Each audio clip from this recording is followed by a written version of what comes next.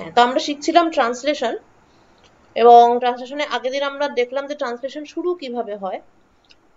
আজকে আমরা দেখবো যে ট্রান্সলেশনটা কিভাবে কন্টিনিউ করে, অর্থাৎ চেনটা কিভাবে বাড়ে। ট্রান্সলেশন শুরু কিভাবে হয় তার জন্য অন্যতম যে দায়ী যে মেন কম্পোনেন্টটা বা ইয়েটা আর কি, মলিকিউলটা, মানে পলিমার অ্যাকচুয়ালি, সেটা হচ্ছে অ্যামিনো অ্যাসাইড ট্রান্সফার আরএনএ।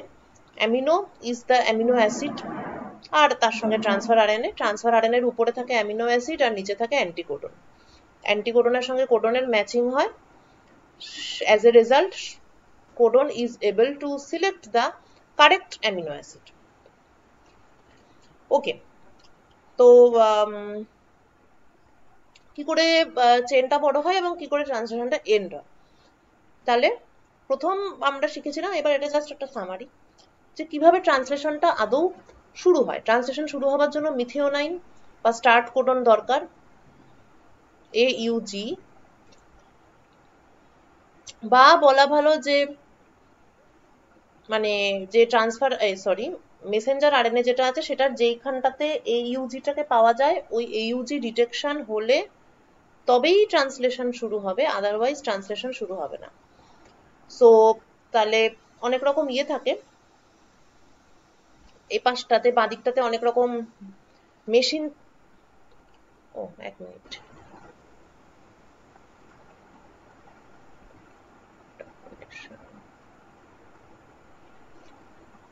আচ্ছা এটা কি, আচ্ছা এটা কি আমি বলেছিলাম আগের দিন এগুলো? Hydrolysis,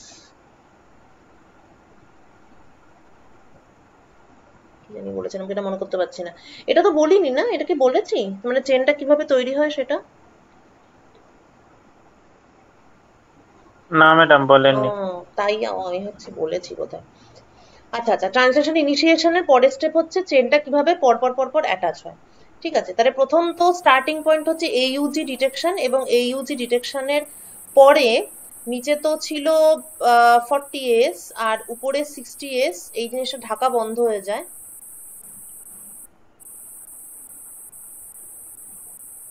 এই যে যখন AUG ডিটেকশনটা হয় তখন উপর থেকে 60S এসে কৌটোর ঢাকাটা বন্ধ হয়, এবং ফাইনাল স্টেজে এই যে এক্সট্রা ইয়েগুলো ছিল, কি বলে, ইনিশিয়েশন ফ্যাক্টরগুলো ছিল, সেগুলো হাইড্রোলাইসিস হয়ে বেরিয়ে যায়, বেরিয়ে গিয়ে পুরো বোতলটা কমপ্লিট হলো। তো এই যে ক্লোজড একটা ইউনিট হলো, এখান থেকে ট্রান্সলেশনটা শুরু হলো। এরপর ট্রান্সলেশন কন্টিনিউ হওয়ার প্রসেসটা কিরকম? ফার্স্ট ইম্পর্টেন্ট জিনিস হচ্ছে যে এই যে সেটিংটা হয়, মানে এই যে কমপ্লেক্সটা তৈরি হলো, যেটাকে বলে 80S ইনিশিয়েশন কমপ্লেক্স, সেটা কখন হবে? যখন পি সাইটে স্টার্ট কোডনটা এসে ঢুকবে তখন। ঠিক আছে, আফটার দ্যাট তাহলে পি সাইটে এটা এসে সেট হয়ে গেছে আর ইনিশিয়েশন ফ্যাক্টরগুলো বেরিয়ে গেছে। 80S ইনিশিয়েশন কমপ্লেক্স এইবার একটা টার্নারি কমপ্লেক্স এখানটায় এসে অ্যাড হয়। ঠিক আছে, অনেকগুলো ভ্যারাইটি আছে। এবারে টার্নারি কমপ্লেক্সটা কিরকম কমপ্লেক্স না, একটা থাকে, আচ্ছা এখানে যে EF1 দেখছি, আগে আমরা দেখছিলাম যে এগুলোকে কি বলছে, IF। ঠিক আছে, IF অর্থাৎ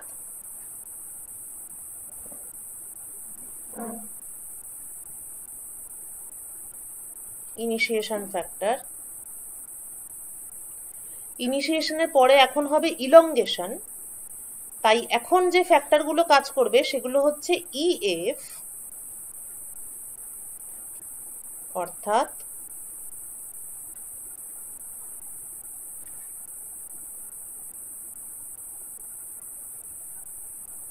ইলংগেশন ফ্যাক্টর। ঠিক আছে, আচ্ছা তো ইলংগেশন ফ্যাক্টর, এবার ইলংগেশন ফ্যাক্টর অনেক রকম আছে, depending on the amino acid attached to it. ঠিক আছে, তাহলে প্রথম যেটা দিয়ে শুরু হলো সেটার ক্ষেত্রে কি ছিল, একটা ট্রান্সফার আরএনএ ছিল, যেটার মাথায় ছিল মিথিওনাইন, কেননা ওটাই হচ্ছে স্টার্ট করার সিগন্যাল, আর নিচে ছিল অ্যান্টিকোডন। আর কিন্তু ওটা জাস্ট ইনিশিয়েশন, তাই তার সঙ্গে কোনো ইলংগেশন ফ্যাক্টর ছিল না। কিন্তু এখন কি করতে হবে, এখন আমাদেরকে চেনগুলোকে টানতে হবে। এই টানাটানি করার জন্য এখন যে ট্রান্সফার আরএনএ গুলো এসে অ্যাড হবে, তাদের উপরে থাকবে একটা অ্যামিনো অ্যাসিড, নিচে অবশ্যই অ্যান্টিকোডন থাকবে, এবং সঙ্গে থাকবে ইলংগেশন ফ্যাক্টর, যার সঙ্গে অবশ্যই জিটিপি থাকতে হবে। ট্রান্সলেশন প্রসেসটা জিটিপির ইনভলভমেন্ট ছাড়া অসম্ভব, কারণ প্রত্যেকটা স্টেজে আমাকে চেক করতে হবে যে হোয়েদার দা কমপ্লেক্স, এই যে এত রকম কম্পোনেন্ট যুক্ত হচ্ছে হয়ে একটা কমপ্লেক্স তৈরি হচ্ছে, তো whether this complex is correct or not, এই কমপ্লেক্সটা কারেক্ট কি কারেক্ট নয় এটা চেক করবে জিটিপি। যদি কমপ্লেক্স কারেক্ট হয় তাহলে জিটিপির হাইড্রোলাইসিস হবে এবং কমপ্লেক্সটা স্টেবল হবে। যদি কমপ্লেক্সটা ইনকারেক্ট হয় তাহলে জিটিপির হাইড্রোলাইসিস হবে না, কমপ্লেক্সটা আনস্টেবল থাকবে এবং কমপ্লেক্সটা খুব শিগগিরই ডিসলভ করে যাবে। ঠিক আছে, তাহলে জিটিপি যুক্ত ইলংগেশন ফ্যাক্টর এখন ট্রান্সফার আরএনএ গুলোর মধ্যে থাকবে, যেটা কিন্তু মিথিওনাইনের ক্ষেত্রে থাকে না। অর্থাৎ প্রথম যেটা অ্যাড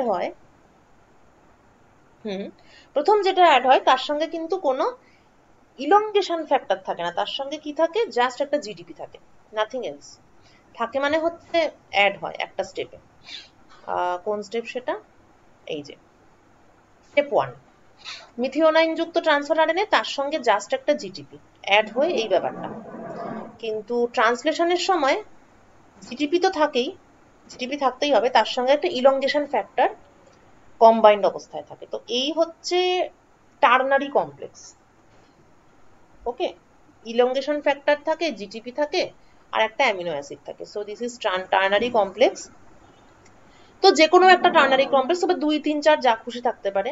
কোনটা এসে এ সাইটে অ্যাড হবে, এ সাইটে একটা কোডন আছে, তার সঙ্গে এদের মধ্যে যার অ্যান্টিকোডন পেয়ার হওয়া সম্ভব শুধুমাত্র সেইটাই এখানে এসে বাইন্ড হবে। মানে আগে থেকে কি করে জানবে, হয়তো এখানে কাছাকাছি আসবে, এসে দেখবে হচ্ছে না, ম্যাচ করছে না, চলে গেল, মানে পেয়ারিং হলো না, বেরিয়ে চলে গেল। তো বিভিন্ন লোকজনরা এসে ট্রাই করবে টরবে করে, যার এখানে মনে হবে না ম্যাচ হচ্ছে, সে এখানে এসে সেট করে গেল। So that mRNA binds to the A site. E site কিন্তু এখন কোনো রোল প্লে করছে না, তাহলে পি সাইট থেকে শুরু হলো, এ সাইটের নেক্সট কম্পোনেন্টটা বাইন্ড করলো,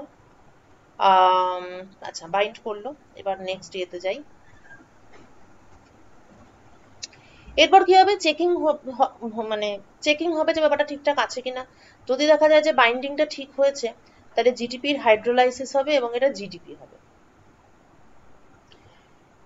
হাইড্রোলাইসিস হওয়ার সাথে সাথে কমপ্লেক্সটা স্টেবল হবে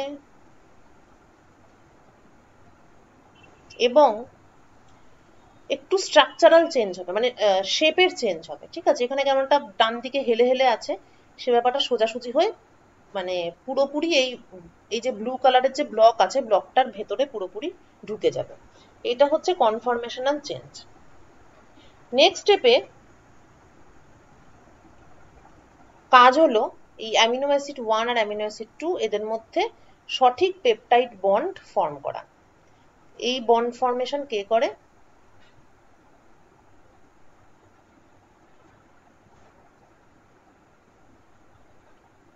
রাইবোজোমাল আরএনএ।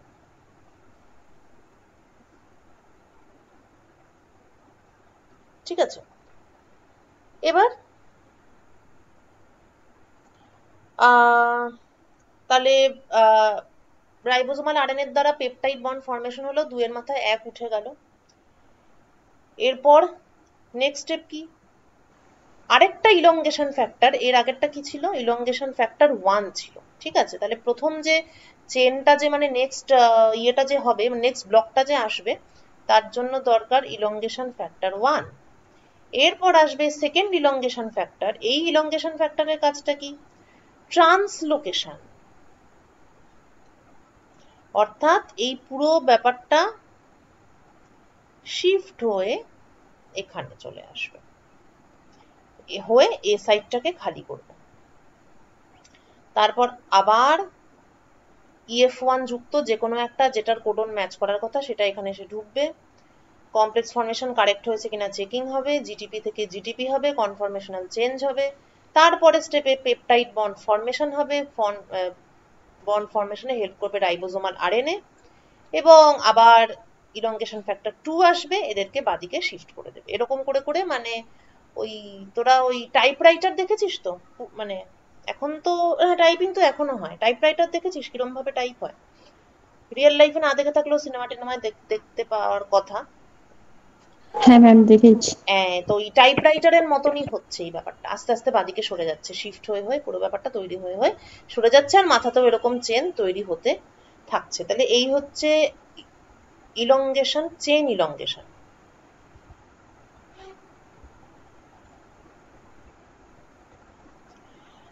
ঠিক আছে, এবার লাস্ট হচ্ছে যে কখন ট্রান্সলেশনটা শেষ হয় বা কিভাবে শেষ হয়। তাহলে ইনিশিয়েশন ফ্যাক্টর দিয়ে শুরু হচ্ছিল, ইলংগেশন ফ্যাক্টর দিয়ে লম্বা হলো, আর শেষ হবে রিলিজ ফ্যাক্টর দিয়ে ইন ইউক্যারিওটস। ঠিক আছে, তো জাস্ট টার্মিনেশনটা বলার আগে তাহলে আরেকবার জাস্ট ছোট্ট করে একটু যদি আমরা ভেবে নিই ব্যাপারটা, তাহলে ইনিশিয়েশনের মানে হচ্ছে প্রথমে মেশিনটাকে আমাকে অ্যাসেম্বল করতে হবে। মেশিনের অ্যাসেম্বলেজ মানে কি, যে স্ট্রিপটা আছে ট্রান্সফার মেসেঞ্জার আরএনএ যে স্ট্রিপটা আছে, সেই স্ট্রিপটার সঙ্গে বিভিন্ন ইনিশিয়েশন ফ্যাক্টর যুক্ত হচ্ছে এবং তারা 5 ক্যাপে যুক্ত হয়ে টানাটানি করছে, টেনে টেনে স্ট্রিপটাকে টেনে টেনে পি সাইটে, মানে ততক্ষণ টানছে যতক্ষণ না পি সাইটে স্টার্ট কোডনটা এসে ঢোকে। আর টানাটানির পুরো প্রসেসটার সময় এই 4Gটা অন্য লেজটাকে ধরে রেখেছে টু প্রোটেক্ট অ্যান্ড টু মানে কন্ট্রোল দ্য প্রসেস। আর স্টার্ট কোডনের সঙ্গে যে ট্রান্সফার আরএনএটা অ্যাড হলো তার সঙ্গে মিথিওনাইনটা অ্যাড আছে, আর এপাশে হচ্ছে জিডিপি আছে যে এই কমপ্লেক্সটাকে স্টেবল করেছে। কমপ্লেক্সটা কি 48S। যখন স্টার্ট কোডন ডিটেকশন হয়ে গেল তার মানে এখন আমার ট্রান্সলেশনটা শুরু হতে পারে। যেই বোঝা গেল ট্রান্সলেশন শুরু হতে পারে অমনি 48S it is accepting 60S এবং গোটা ব্যাপারটাকে একত্রিত হয়ে তৈরি হলো 80S initiation complex, and now it is ready to start the translation process. 60S আসার পরে ঢাকা বন্ধ হয়ে গেল, আর এখানে আরো যা যা হাবিজাবি ইনিশিয়েশন ফ্যাক্টর ছিল ওগুলোর এখন আর প্রয়োজন নেই, যেহেতু 4Gটা বেরিয়ে চলে গেল তার জন্য লেজটা সোজা হয়ে গেল। আর এই কিছু ইনিশিয়েশন ফ্যাক্টর থেকে গেল, তবে এই কমপ্লেক্স ফর্মেশনটা যদি কারেক্ট হয় এ থেকে গেল দেখার জন্য যেটা কারেক্ট কিনা, মানে 60S এর সঙ্গে 40S ঠিকভাবে অ্যাড হয়েছে কিনা আর এই মেটেরিয়ালগুলো বেরিয়ে গেছে কিনা। যদি ব্যাপারটা কারেক্ট হয় তাহলে জিটিপি থেকে জিডিপি হবে, হয়ে ব্যাপারটা it will look like this. তারপর প্রোডাক্ট ম্যানুফ্যাকচারিং হলো, এটা হচ্ছে মেশিন অ্যাসেম্বল হয়ে গেছে। এবারে এই জিনিসটা একা একাই, এটা তো বলেইছি আগে যে একা একাই স্ট্রিপ বরাবর চলতে শুরু করবে, ট্রান্সলেশন করতে থাকবে। তা স্ট্রিপ বরাবর চলার ব্যাপারটা কিরকম, অর্থাৎ প্রোডাক্ট ম্যানুফ্যাকচারিংটা কিরকম হবে, এ সাইটে ইয়ে ঢুকবে ওই ইনিশিয়েশন ফ্যাক্টর 1 প্লাস জিটিপি, এর সঙ্গে কানেক্টেড অবস্থায় ট্রান্সফার আরএনএ থাকবে, সেটা এসে এর মধ্যে ঢুকলো, তাহলে এরা পাশাপাশি বসলো, সবকিছু কানেকশন হয়ে গেল, স্টেবল হয়ে গেল, জিটিপি থেকে জিডিপি হয়ে গেল। তাহলে এরপর ইলংগেশন পার্টটা বা প্রোডাক্ট ম্যানুফ্যাকচারিং পার্টটা কি হচ্ছে না, 1 এর সঙ্গে 2 এর peptide bond formation. So, with the initiating methionine transfer RNA at the P site and the second amino acyl transfer RNA tightly bound at the A site, the alpha amino group of the second amino acid reacts with the activated methionine on the initiator tRNA, forming a peptide bond. 1 আর 2 react করবে এবং the peptidyl transferase peptide bond form হবে এবং transfer হবে এক নম্বর amino অ্যাসিডটা এখান থেকে উঠে গিয়ে এর মাথায় বসবে। এই যে ট্রান্সফারটা হলো, এবং কেন বসবে? পেপটাইড বন্ডের জন্য। তো এই পেপটাইডাইল ট্রান্সফারেজ রিয়াকশন কে হেল্প করছে রিয়াকশনটা? It is catalysed by the large ribosomal RNA. ও কি করে? Which precisely orients the interacting atom. যারা নিজেদের মধ্যে ইন্টারাকশন করবে তাদেরকে ঘুরিয়ে টুরিয়ে ঠিক জায়গায় সবাইকে প্লেস করায়, permitting the reaction to proceed. ওই প্লেসটা করায় বলেই রিয়াকশনটা ফাস্ট হয়, না হলে অনেক দিন ধরে তৈরি হতো একটা single protein. The 2'-hydroxyl of the terminal A of the peptidyl transfer RNA in the P site, P site যে ট্রান্সফার RNA আছে তার যে হাইড্রক্সিল গ্রুপটা, সেটাও এই বন্ড মানে 1 আর 2 এর মধ্যে পেপটাইড বন্ড ফরমেশনে সাহায্য করে। So this is the product manufacturing. তারপর তো এটা শিফটিং হয়, ইলংগেশন ফ্যাক্টর 2 চলে আসে, দিয়ে পুরো ইউনিটটা এদিকে শিফট হয় এবং আবার এ সাইটে আরেকজন এসে অ্যাড হয়। লাস্ট স্টেপ হচ্ছে প্রোডাক্টের ফিনিশিং। আচ্ছা, তো অ্যাড হতে হতে এই চেনটা এত লম্বা হয়ে গেছে, আর লক্ষণীয় যে সবসময় পি সাইটেই এই চেনটা অ্যাডেড থাকবে, কেননা সবসময় পিতে একটা থাকে, এতে একটা থাকে, ও এখানে চলে আসে, তারপর পুরো জিনিসটা এখানে শিফট হয়। তার মানে দাঁড়ালো যে আমার যে নেট যে প্রোডাক্ট তৈরি হচ্ছে সেটা সবসময় পি সাইটেই থাকছে। নাও হোয়াট হ্যাপেন্স যখন a ribosome bearing a nascent protein chain reaches a stop codon UAA, UGA অথবা UAG। যখন ওই স্টপ কোডনটাকে রিচ করে তখন কি হয়? একটা বিশেষ ধরনের release factor, this is not a transfer RNA, কারণ এখন আমাকে প্রসেসটা এন্ড করতে হবে। ট্রান্সফার আরএনএ হলে প্রোটিন তৈরি হতে থাকবে। তো ট্রান্সফার আরএনএ নয়, এটা রিলিজ ফ্যাক্টর। কি রিলিজ ফ্যাক্টর? RF1। তার সঙ্গে কে অ্যাটাচড আছে? RF3 এবং জিটিপি। আগেই বলেছি প্রত্যেকটা স্টেপে GTP is the most important thing. তাহলে যখনই একটা স্টপ কোডন থাকে তখনই একটা রিলিজ ফ্যাক্টর এ সাইটে এসে বাইন্ড হয়, যার সঙ্গে মানে যার মাথায় থাকে আরেকটা release factor coupled with GTP. এবার কি হয়? অবভিয়াসলি মানে এটা হতেই হবে, সেটা হচ্ছে জিটিপির হাইড্রোলাইসিস হয়, হয়ে একটা ফসফেট বেরিয়ে যায় এবং জিটিপি বিকামস জিটিপি, এবং মাথা থেকে যে ফিনিশড প্রোডাক্ট সেটাকে ছেটে বাদ দিয়ে দেয়, এবং ই সাইটে যে ট্রান্সফার আরএনএটা ছিল সেটাও বেরিয়ে যায়। তার ফলে যে ব্যাপারটা পড়ে থাকে that is called post termination complex. Termination হয়ে যাওয়ার পর যে কমপ্লেক্সটা পড়ে থাকে, তারপর এটাকে এই অবস্থায় থেকে যায়। এটার কি গতি হয়? এটা তো তৈরি হয়ে গেল, যে আমার প্রোটিন তৈরি হওয়ার কথা ছিল ওটা তৈরি হয়ে গেল। So translation is basically complete.